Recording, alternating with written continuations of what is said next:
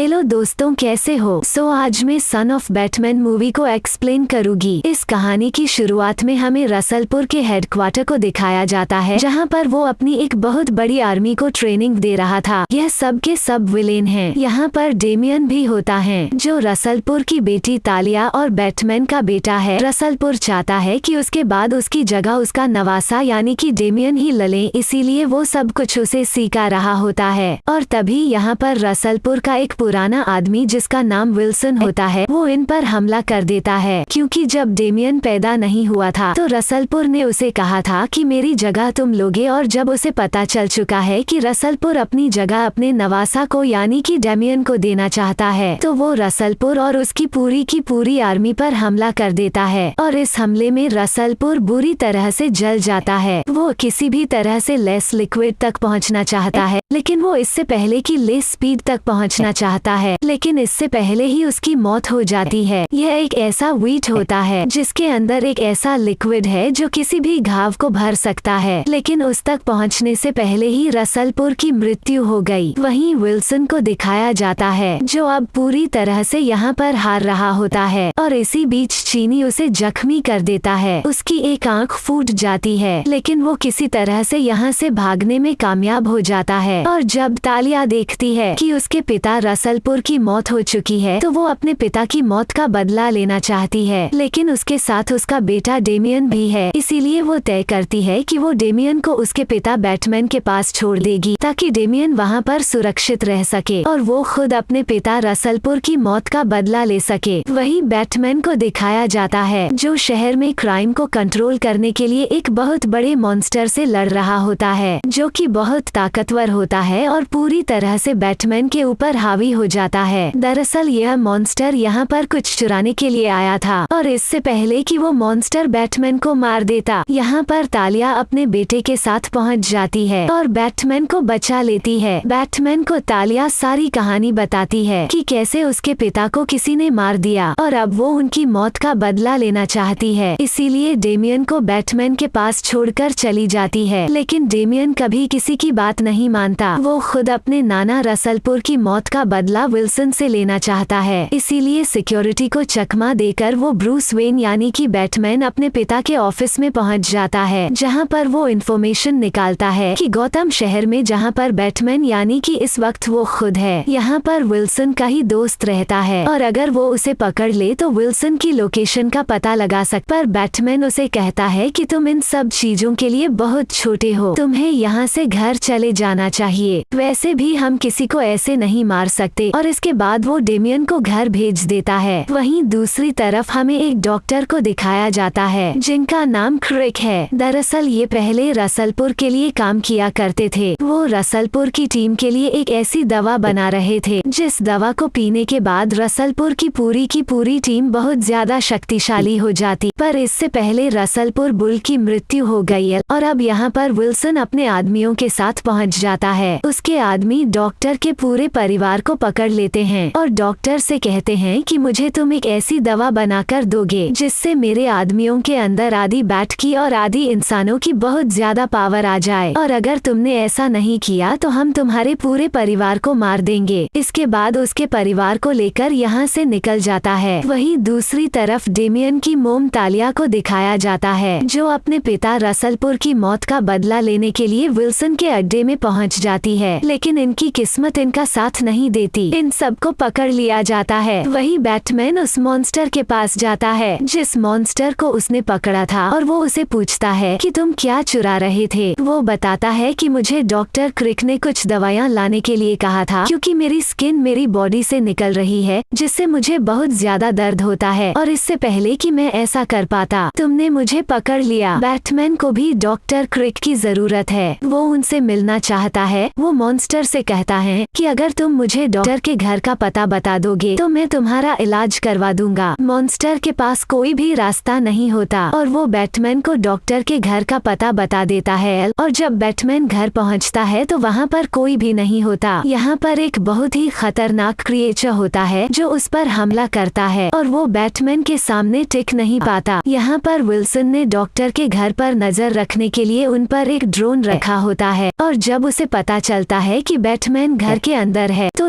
Drone से घर को उड़ा देता है, पर बैटमैन किसी तरह से यहाँ से निकल जाता है। वही डेमियन को दिखाया जाता है जो किसी भी तरह से विल्सन तक पहुंचकर अपने नाना की मौत का बदला लेना चाहता है। इसीलिए उसने विल्सन के दोस्त के घर पहुंच जाता है और उससे पूछता है कि मुझे बताओ कि विल्सन कहाँ पर है, और वो विल्सन के बारे में बताने से मना कर देता है। डेमियन उस पर हमला कर देता और जैसे वो उसे मारने वाला होता है कि यहाँ पर नाइट भिगाकर उसकी तलवार के प्रहार को रोक लेता है। दरअसल नाइट विंग बैटमैन का दोस्त है, उसके साथ काम करता है और इसके बाद वो डेमियन को बैटमैन के पास ले जाता है। बैटमैन डेमियन को बहुत डांटता है, पर वो जानता है कि डेमियन रुकने वाला नहीं है, वो किसी की बात नहीं सुनेगा। इसीलिए डेमियन को रॉबिन जो कि एक सुपर हीरो है उसके कपड़े दे देता है और अब बैटमैन जाता है कमिश्नर के पास जो कि स्टेडियम के बारे में बताते और कहते हैं कि वहाँ पर विल्सन हो सकता है। और अब बैटमैन नाइटविग और अपने बेटा डेमियन के साथ उस जगह पहुँच जाता है जहाँ पर इनका सामना बहुत ही अजीब क्रीचर से होता है जो आधे बैट आधे इंसान होते हैं। वो सब इन पर हमला कर देते हैं, पर तीनों मिलकर उन सब को हरा देते हैं। यहाँ पर डॉक्टर क्रिक भी होते हैं जिन्हें बंदी बनाकर रखा गया था और अब वो ने बताते हैं कि इस विल्सन ने अपना नाम बदलकर डे स्ट्रोक रख लिया है। उसके कब्जे में मेरा परिवार है। उसने मुझसे जबरदस्ती ऐसी दवा बनवाई है जिससे उसकी पूरी की पूरी टीम आधी बैट और आधी इंसान बन चुकी है और वो बहुत ज्यादा शक्तिशाली है। इसके बाद डॉक्टर क्रिक उन्हें उस जगह के बारे में बताता है जहाँ पर डे स्ट्रोक और उसकी टीम में नाइट विजन उसी जगह डॉक्टर के साथ रुक जाता है ताकि वो डॉक्टर के साथ मिलकर उस दवा का एंटीडोट बना सके जो उसने विल्सन यानी कि डे स्ट्रोक के लिए बनाई थी। और अब बैटमैन और उसका बेटा डेमियन डे स्ट्रोक की खूबियां अड्डे तक पहुंच जाते हैं जहां पर उन्हें डॉक्टर का परिवार मिल जाता है और डॉक्टर के परिवार को आजाद करवाते हैं। और तभी डॉक्टर की बेटी डेमियन को एक डिवाइस देती है और कहती है कि मुझे डे स्ट्रोक ने डिवाइस तुम में देने के लिए कहा था और ये भी कहा था कि तुम इसे बैटमैन को यानी कि अपने पिता को मत देना। और जब वो उस डिवाइस को ऑन करता है तो उसमें डे स्ट्रोक ने उसके लिए एक मैसेज छोड़ा होता है कि तुम्हारी मॉम मेरे कब्जे में है और अगर तुम चाहते हो कि तुम्हारी मॉम जिंदा रहे तो तुम्हें अकेले मुझसे मिलने आना होगा। वो उसे एक लोकेशन बताता है। वहीं नाइटविग को भी एक लोकेशन के बारे में पता चलता है और ये वही लोकेशन होती है जहाँ पर डे स्ट्रोक ने डेमियन को अकेले बुलाया है। नाइटविग इस लोकेशन के बारे में बैटमैन को बताता है। वही डेमियन को दिखाया जाता है जो उस लोकेशन पर पहुँच जाता है